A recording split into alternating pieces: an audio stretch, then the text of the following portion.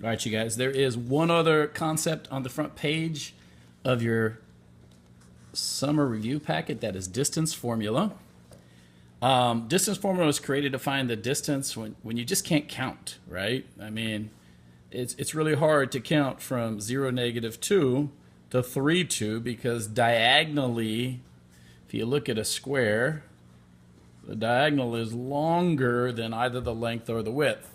And sorry, that looks more like a rectangle.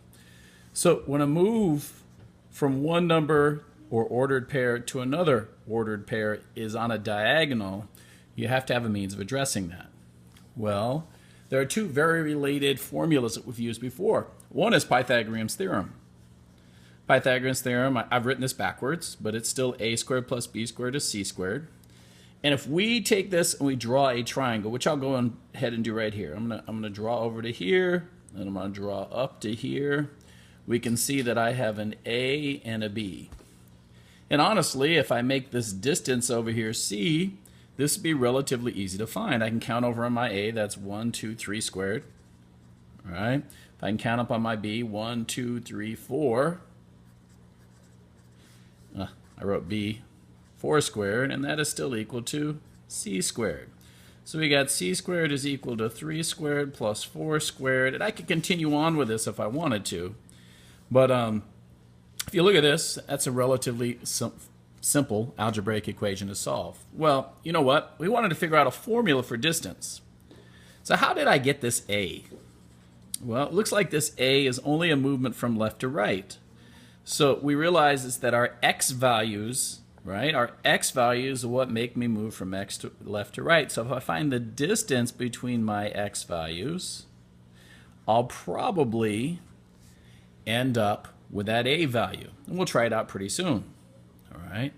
And how did I get this B? Well, that's moving straight up and down, that B. So we realize that whenever we move up and down, it's my y values. So if I take a y value and I get the distance between my y's, which we do by subtracting, I'll probably end up with this value over here. Well, let's try that out. All right, so I'm gonna shorten this distance squared to just d squared instead of c squared.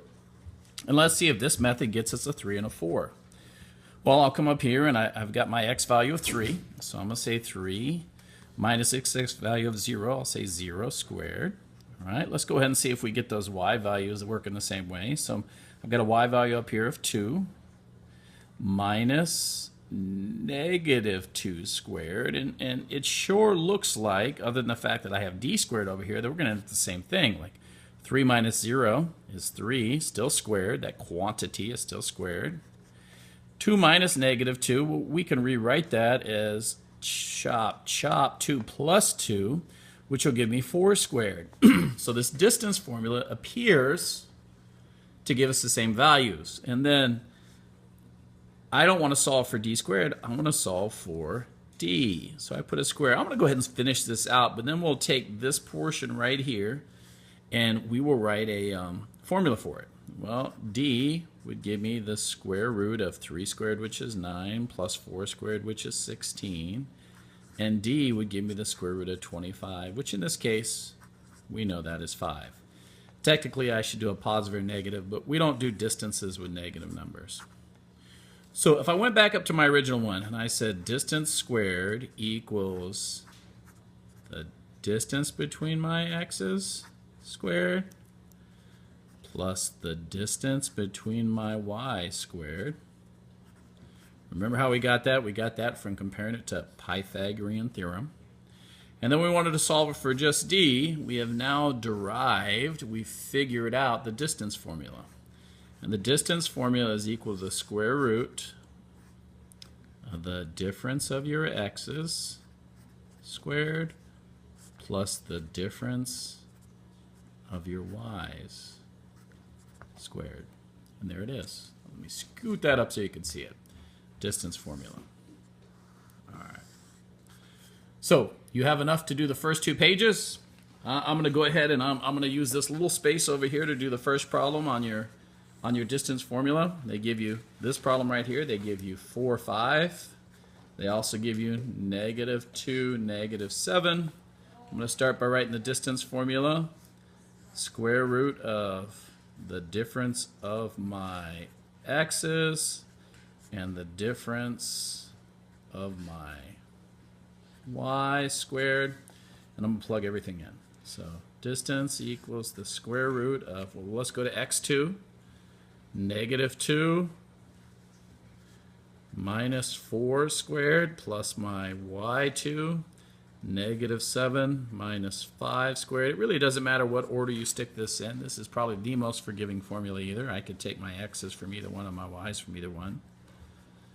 So my distance equals, well, let's do this. Negative 2 minus 4 is negative 6 squared, plus negative 7 minus 5 is negative 12 squared, which gives me 36. Squaring gets rid of the negatives, plus 144. And my distance is equal to the square root of, well, let's look at that. It looks to be 180.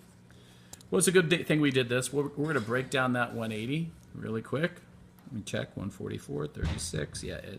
So let's see how many times. That's 2 and 90, which is 2 and 45. I'm going to circle that, which is 3 and, what is that? 15, which is 3 and 5, and there is another square. So if I take these two that I found within, I found 4, which is square root of 4 is 2. I found 9, which is square root of 9 is 3. Remember, if you got a date, you can come out of the house. And my distance in this case is equal to 6 rad 5. All right, we'll just say units. And that's it. Use this, watch this as many times as you can, and you should be able to get from 0 to 16 using both those movies. Thank you.